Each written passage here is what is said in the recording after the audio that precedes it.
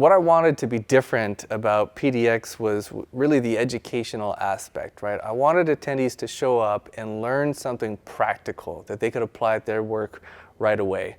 No one is doing this right now. People tell me, this is not gonna work, or you're crazy for trying this, or there's a reason it doesn't exist. And there were many nights when I woke up at 2 a.m., middle of the night, and I thought to myself, am I crazy? Like, can I do this? Or is this gonna be just a colossal disaster?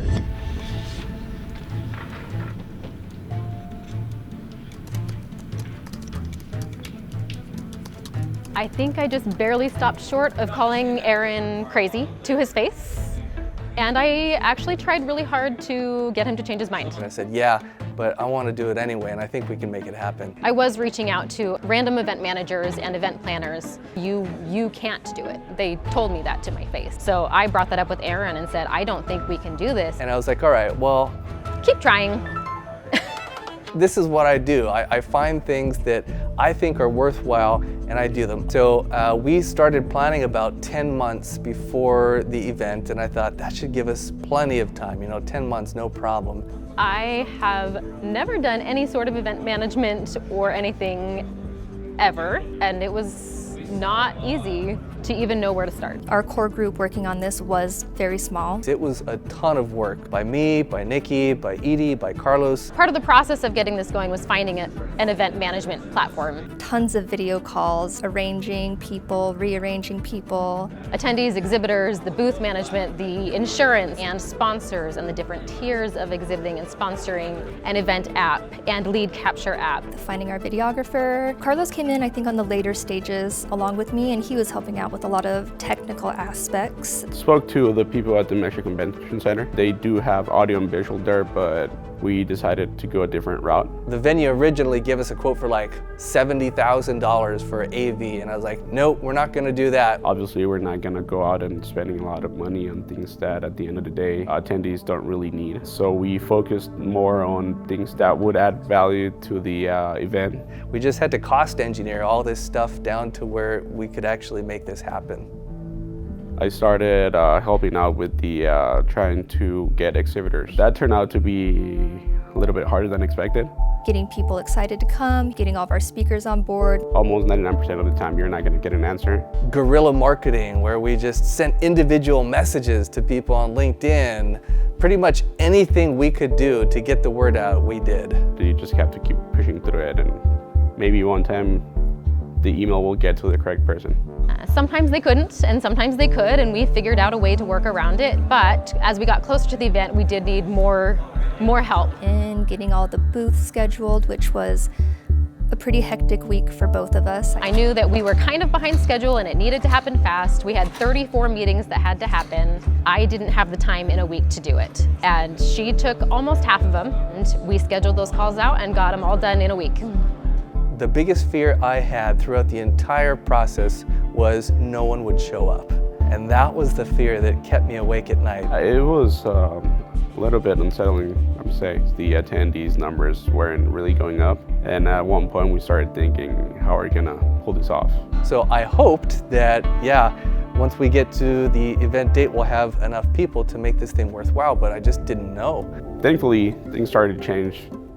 Numbers started going up. We started getting our confidence back. And finally, I was like, okay, I think that this is actually gonna work, and it's gonna be more than my mom and sister who show up to this thing. There are a couple last minute scrambles. Stuff that you don't realize you need until you need it.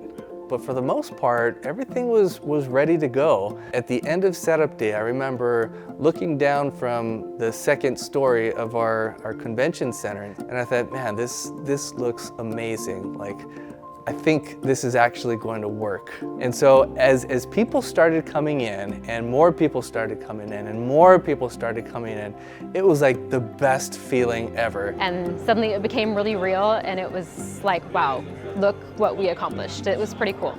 And it's a really good feeling. I think most of our employees ended up coming to PDX and checking out the booths and learning themselves. Attendees were asking questions and gaining knowledge. We had our own booth. We had a couple of our engineers hold training sessions at our booths. So it came together exactly the way that we planned it. A couple of vendors came to me Tuesday morning as the event was really picking up, and they said, hey, I'll be honest, I didn't know what I got myself into, and I was a little hesitant about this.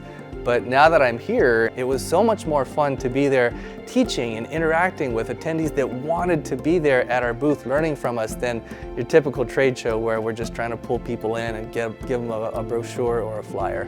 That was pretty cool to hear. Aaron created PDX because he saw the gap in the market of trade shows. Shows that we've attended or that I have attended, it's just the same structure. It's something that we needed to do for the community. I think this opens up a new kind of trade show. Right. I wanted attendees to show up and learn something practical that they could apply at their work right away. You walk in and it looks like a typical trade show, but in practice it's actually very different. We have this ethos, teach, don't pitch. Once he explained it, and we actually held the event and got the feedback from people who came, both exhibitors and attendees, it was pretty clear that this was something that was missing. Dozens of industry experts at my disposal, and I could go up to any one of them and ask a real question about a real project I was working on and get actionable information right then and there. It has been successful enough this year to think a little bit bigger for next year. Most of my life was PDX during that year. At least half of my time that whole year was spent planning and preparing for PDX. So it was here in the office, it was when I was at home, it was early in the morning, it was late at night, constantly just, okay, what's one more thing I can do to make this a success? We were all pretty exhausted after PDX. It was a lot that happened in 3 days. And the very next week, I called the team together and said, let's start planning for PDX 2026. Like, how can we do it better next year? How can I stay more organized and stay more on top of it? The changes, the improvements we'll make are just going to be ancillary. You know, like instead of having a keynote speaker give their talk at the same time as exhibitor training sessions, we'll have them off in a different area where it's a little more secluded and there's no noise pollution, things like that. But the core idea was proven at PDX 2025, and so we're super excited just to take that core idea and continue it and make it bigger and better. One of the messages we had from attendees was, this was awesome, great start, we want to see even more, right? Even more variety. So that's one of the things that we'll be working on moving forward is we have a pretty well defined list at this point of like additional types of training that we could provide. And now we're looking to find vendors who can provide that type of training to the attendees. Practical hands-on training from industry experts on design for additive manufacturing, linear motors and motion control, dispensing systems, advanced surface modeling in CAD, practical project management for engineers, DFM for CNC machining and plastic injection molding, defining product market fit, FEA and CFD simulations, GD&T and metrology techniques, CAD data management, programming robots, and much more.